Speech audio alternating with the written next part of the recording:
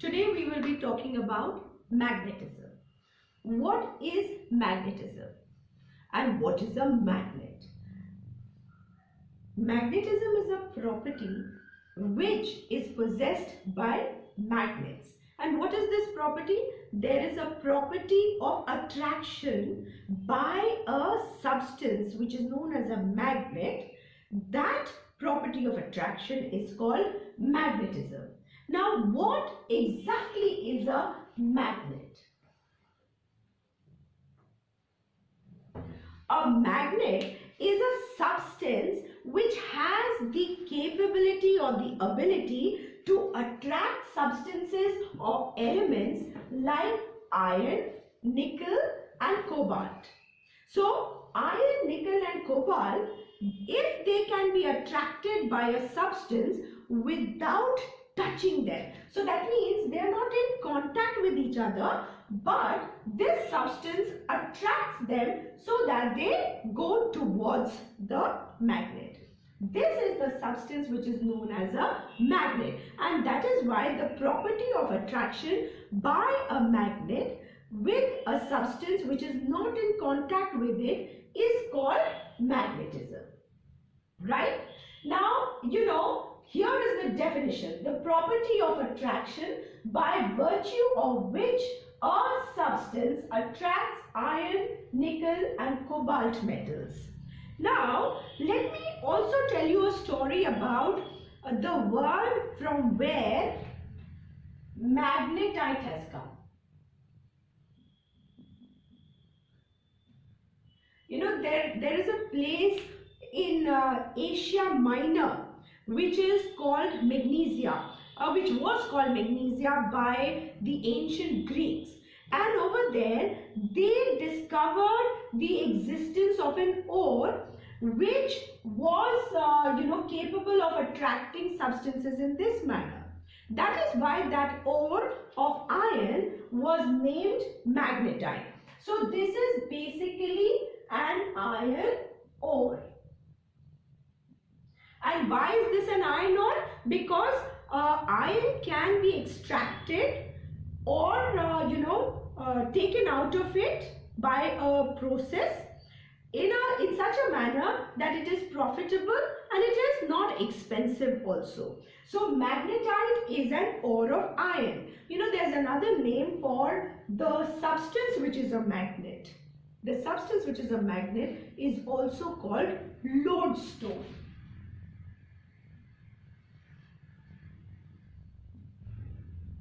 You know what lodestone means? Lodestone means leading stone. And why is this called lodestone or leading stone?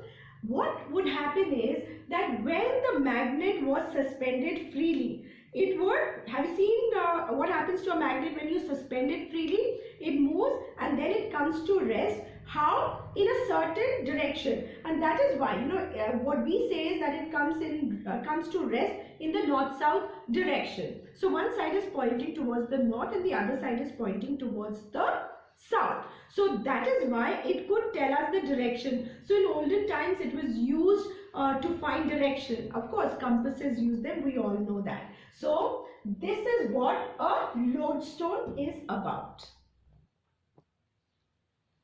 Now let's talk about the types of magnets that you have.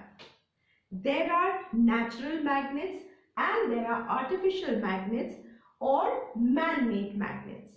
So when you're talking about natural magnets, what I just spoke about, lodestone. Lodestone is a naturally existing substance which has the properties of a magnet. But you know something, lodestone has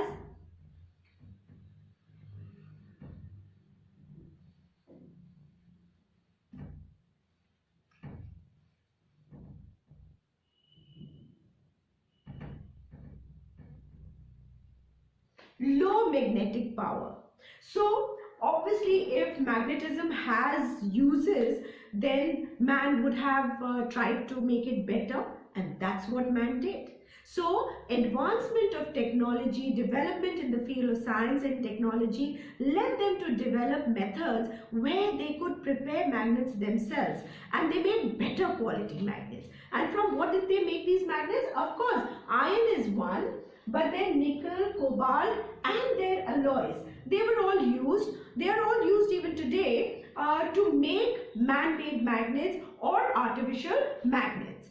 So what they have done is they have used these substances, that is iron, nickel, cobalt and their alloys, and magnetized them by various methods.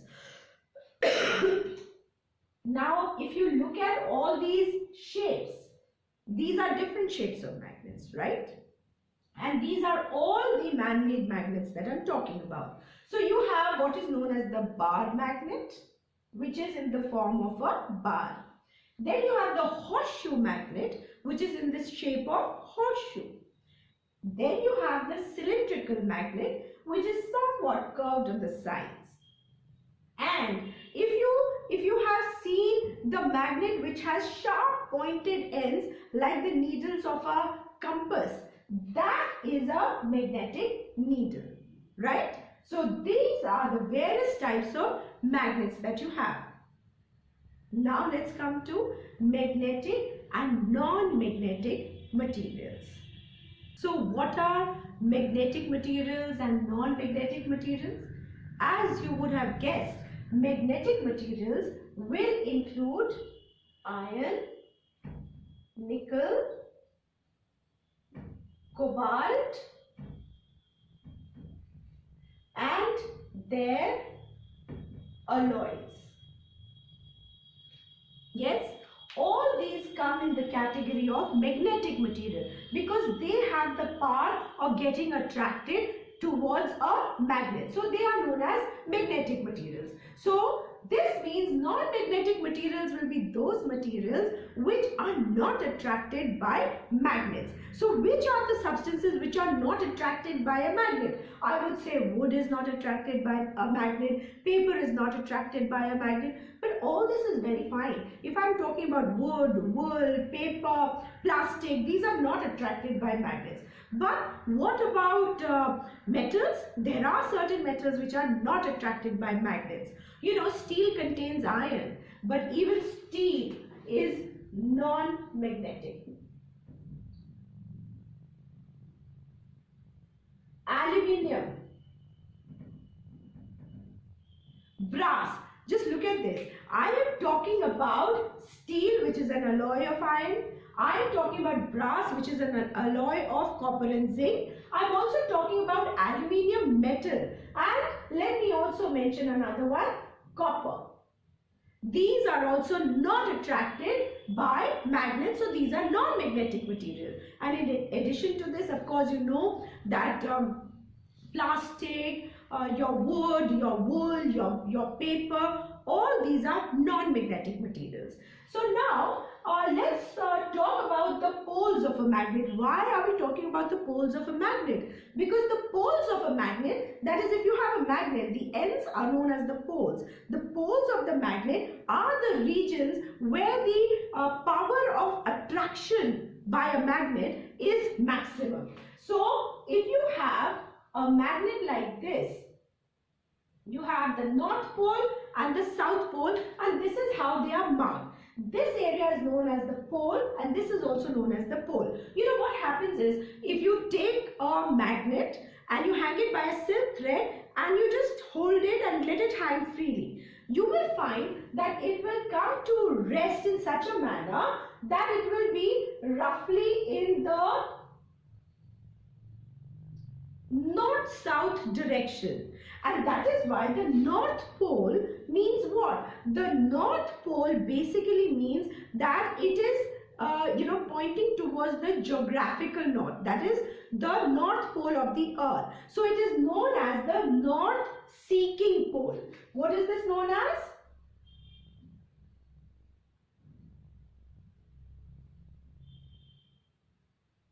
North-seeking pole. So this side is known as the north-seeking pole. because it is the end which points towards roughly the geographical North Pole. And this side, what will that be known as? Yes, the South Pole. And it is actually the south-seeking pole. South-seeking, seeking what south? South, that means geographical south of the earth. That is why this area is known as the North Pole. This is known as the South Pole. The properties of a magnet. What are the properties of a magnet? You know, when you suspend a magnet by tying it, with a silk thread, and you leave it to hang freely, what happens? It, if it is freely suspended, it keeps moving, and then gradually what happens is, when it stops, you find that it points roughly towards the north-south direction, as I have discussed earlier. Now here what happens is, all the magnets which are resting in this manner are obviously going to be north-seeking pole and south-seeking pole magnets. Here you find that if you bring two magnets close to each other in such a way that the north pole of one magnet is facing the north pole of the other one, and you bring them close to each other, you'll find that you experience a repulsion. That means they are moving away and you can feel it. So why does that happen? The like poles, they tend to repel each other. However, if the north pole of one magnet is facing the south pole of the other one, then they get attracted and they come towards each other, right? So I can express that this entire thing in the form of a law, that magnetic poles have a tendency of repelling each other if the like poles are facing each other. So I would say like poles repel and unlike poles attract. Now let's look at a magnet which has, let us say this is a magnet. This is the North Pole and this is the South Pole, right? Now supposing I break this into two.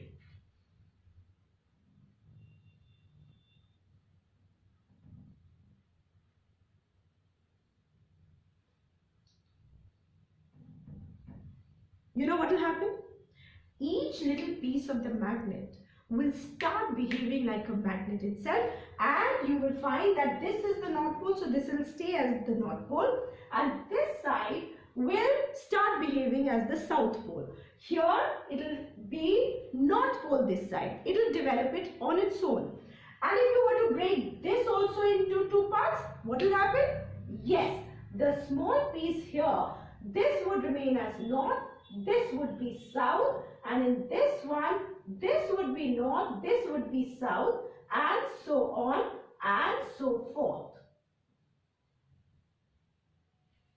I hope that is clear. Now let me also tell you that because there are two poles, all the magnets always have two poles, and it is for this reason that we call a magnet dipole. That is, it has two poles. Clear?